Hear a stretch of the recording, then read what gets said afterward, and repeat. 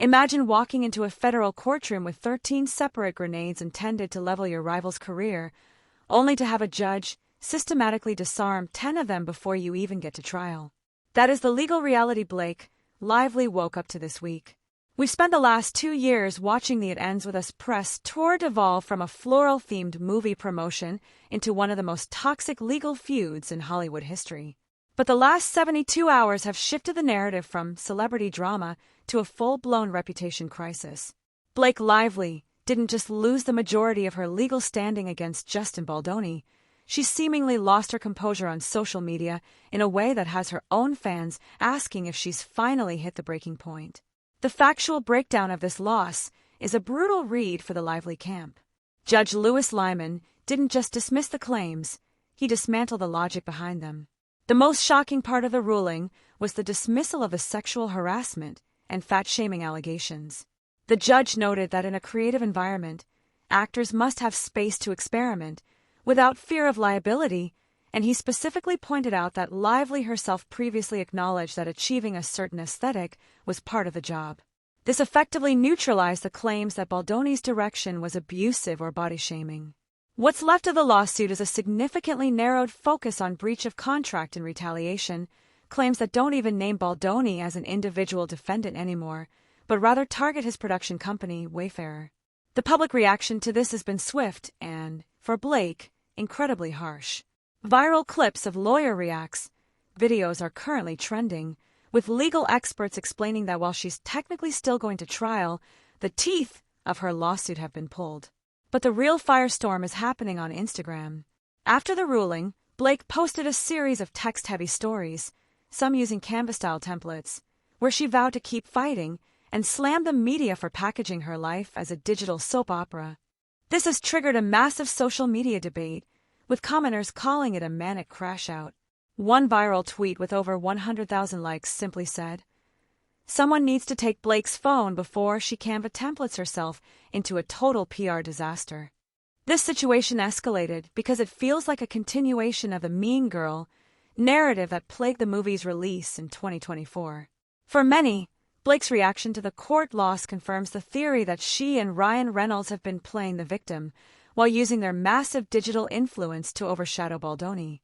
By framing the court's dismissal of 10 claims as a win for the heart of her case, she is being accused of gaslighting her audience. The context here is key. Blake is a woman who has built a brand on being the relatable, effortless queen, but this legal battle is showing a much more calculated, litigious side that isn't sitting well with the 2026 audience. At original commentary and analysis, what does this say about influencer and celebrity culture? It says that the court of public opinion is no longer a guaranteed win for the person with the most followers. We're seeing a digital warfare fatigue. Blake's statement that the physical pain from digital violence is real is a valid point about online bullying, but many are pointing out the irony that she is using those same digital tools to keep the feud alive after a judge told her she didn't have a case. It affects her reputation by making her look unhinged rather than wronged. In the age of accountability, you can't just post a quote about speaking up to distract from the fact that your specific allegations were legally rejected. Maintaining a conversational tone, but let's be honest, this feels like a PR checkmate. By rejecting the settlement talks this week, Blake is doubling down. She is betting everything on that May 18th trial date. But without the sexual harassment claims, the trial becomes a boring dispute over contracts and retaliation emails. The pacing of her Instagram responses, nonstop stories followed by silence, creates a dynamic of unresolved tension that keeps the headlines moving but does nothing to clear her name. We have to separate the confirmed details from the online theories. It is a confirmed fact that 10 of 13 claims were dismissed. It is a confirmed fact that settlement talks failed. The online theories, however, are speculating that Ryan Reynolds is the one ghostwriting her responses. Fans are convinced that the Deadpool marketing machine is trying to apply the same meta-humor and aggressive branding to a serious legal case, and it's backfiring. There's also a theory that Justin Baldoni has been sitting on receipts that would prove Blake was the primary source of tension on set, which is why he refused to settle and wants to go to trial.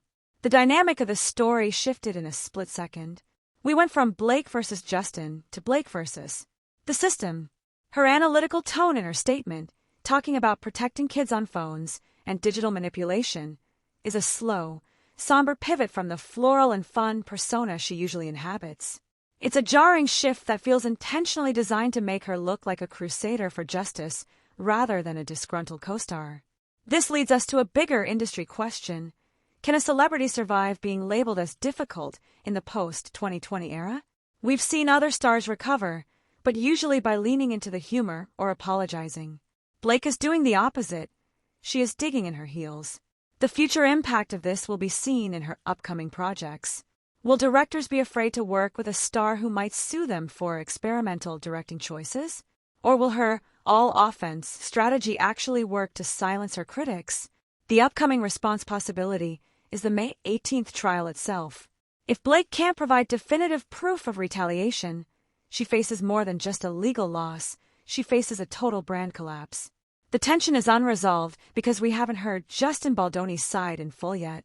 He's been the silent victor in this round, letting the judges' ruling do the talking for him. Ultimately, Blake Lively isn't just losing a lawsuit, she's losing the vibe she spent 20 years creating. The unhinged labels aren't just coming from trolls, they're coming from a public that is tired of the celebrity soap opera she claimed to hate, but continues to script. Whether she can find a way out of this Canva-templated corner remains to be seen, but for now, the queen of Gossip Girl is finding out that in a real courtroom, the script isn't always written in her favor.